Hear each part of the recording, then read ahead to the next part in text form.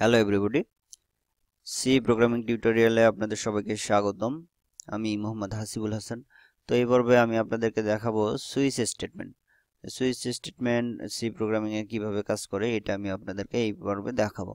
তো switch statement লেখার জন্য একটা কিওয়ার্ড ব্যবহার করা হয়, সুইচ।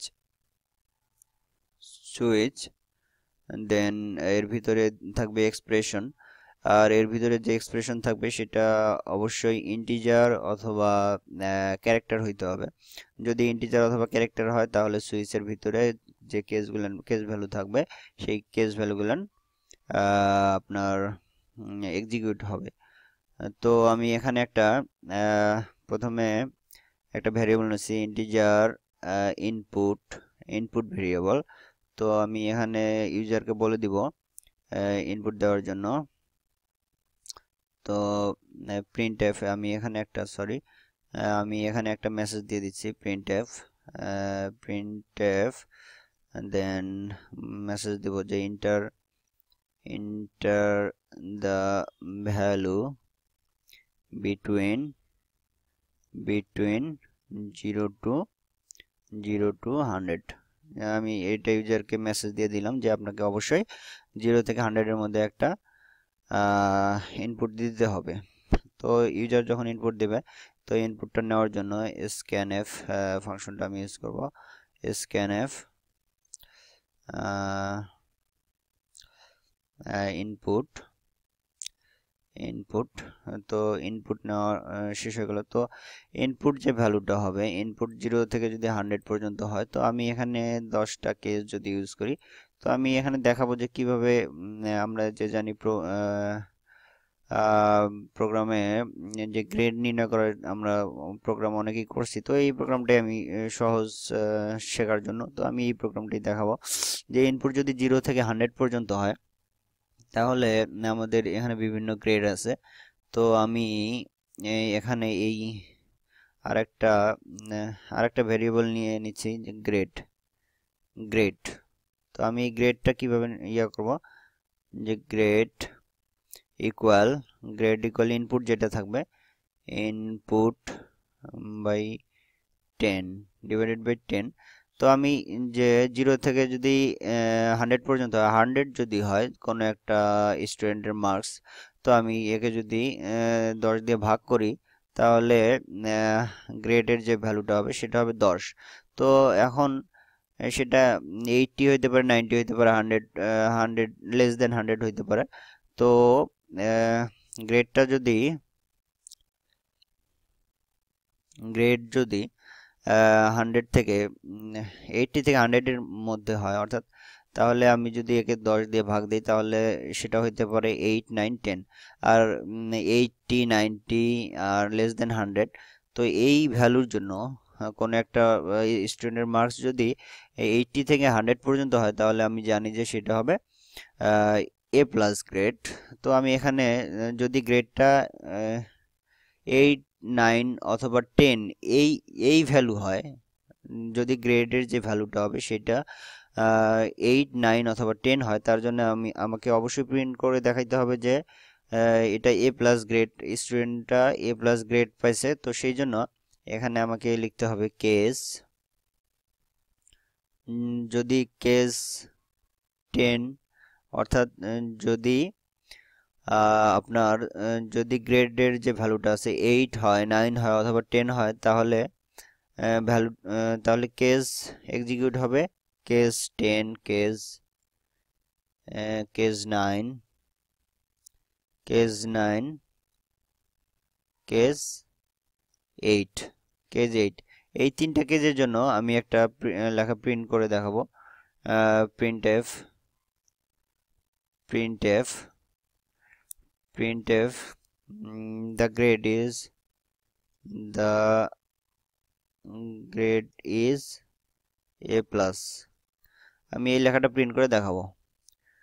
যদি স্টুডেন্টের 80 থেকে 100 পর্যন্ত মার্কসটা হয় তাহলে প্রিন্ট করে দেখাবে যে সেই স্টুডেন্টটার গ্রেড হলো এ প্লাস।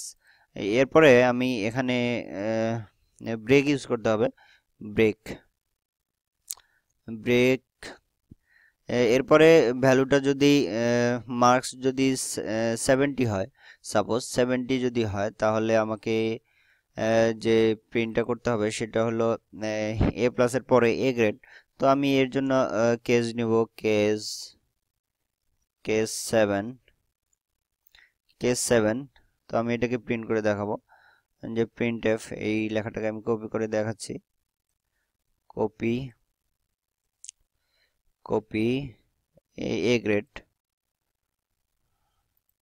দেন আবার ব্রেক ব্রেক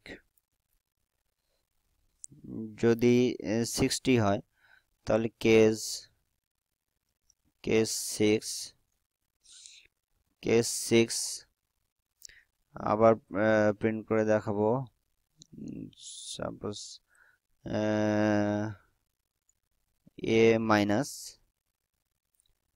দেন আবার ব্রেক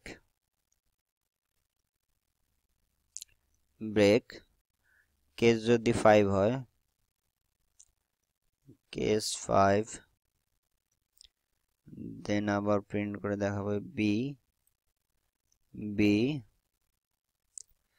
এরপরে ব্রেক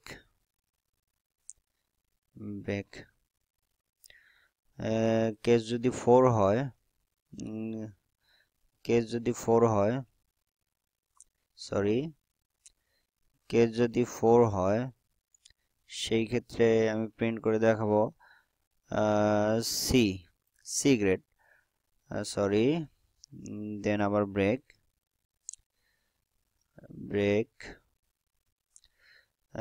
অথবা 40 এর পরে যদি হয় তাহলে আমি সেটাকে দেখাবো যে এফ গ্রেড অর্থাৎ ফেল। সেই জন্য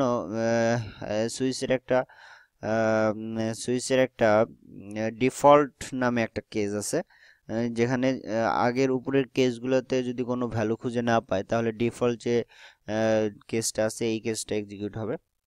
তো আমি লিখতেছি ডিফল্ট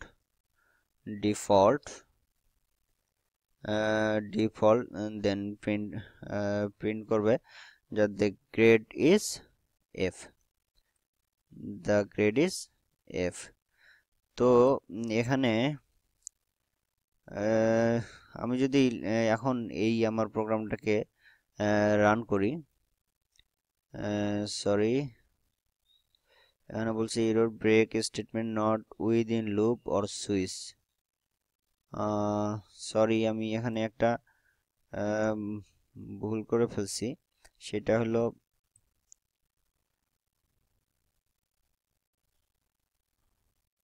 সুইচকে অবশ্যই ব্র্যাকেটের ভিতরে রাখতে হবে।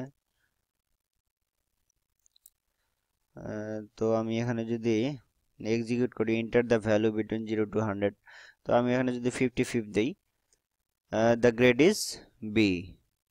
তো এইভাবে সুইচ স্টেটমেন্ট কাজ করে। যদি আমি 55 যখন ইনপুট দিলাম তখন ইনপুট হলো 55, এই ইনপুটকে আমি ভাগ করলাম 10 দিয়ে ভাগ করে, তাহলে ভ্যালু হলো 5, তার মানে এই গ্রেড এটা হলো 5।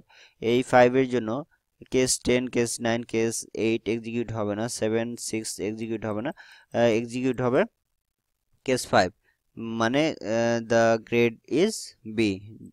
তো এখানে যে সুইচের যে এই সুইচের এই এক্সপ্রেশন যেই ভ্যালুটা পাবে, অর্থাৎ এখানে পাইলাম আমি 5, এখানে 5 মানে কেস 5টা আমার এক্সিকিউট হবে, কেস 5টা এক্সিকিউট হবে।